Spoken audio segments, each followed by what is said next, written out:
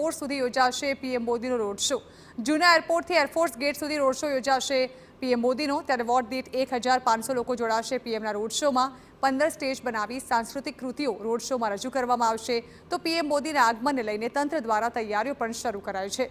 Footpath રંગાશે અને રોડના સમારકામ પણ શરૂ કરવામાં આવશે। સોમવારે વડાપ્રધાન નરેન્દ્ર મોદી વડોદરાના મહેમાન બનવાના છે। ઓપરેશન સિંદૂર પૂર્ણ કર્યા બાદ પહેલી વખત વડોદરાની ભૂમિ પર આવતા ભાજપના કાર્યકરો, સંગઠન તેમજ વહીવટી વિભાગ દ્વારા બેઠકોનો ધમધમાટ શરૂ કરી દેવામાં આવ્યો છે।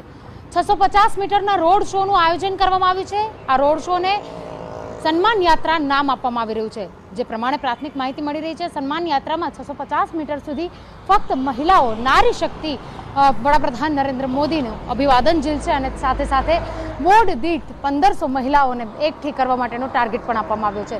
ઉલ્લેખનીય છે કે જ્યારે આગામી સોમવારે વડાપ્રધાન નરેન્દ્ર મોદી વડોદરાના મહેમાન બનવાના છે, ત્યારે રંગરોગાન, ફૂટપાથને રંગાવવાની સાથે સાથે રોડની કામગીરી, સમારકામ પણ પૂર્ણ કરવામાં આવશે। એરપોર્ટને CISF દ્વારા સુરક્ષાથી સજ્જ કરવામાં આવશે।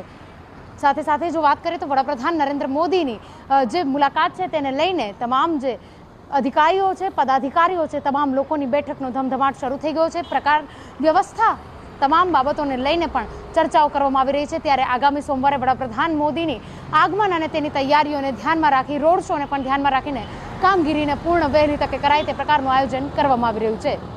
કેમેરા પર્સન રોહિત ગોયલ સાથે અંજલિ ઓઝા, TV9 વડોદરા। રાજ્યમાં માવઠું અને વાવાઝોડાની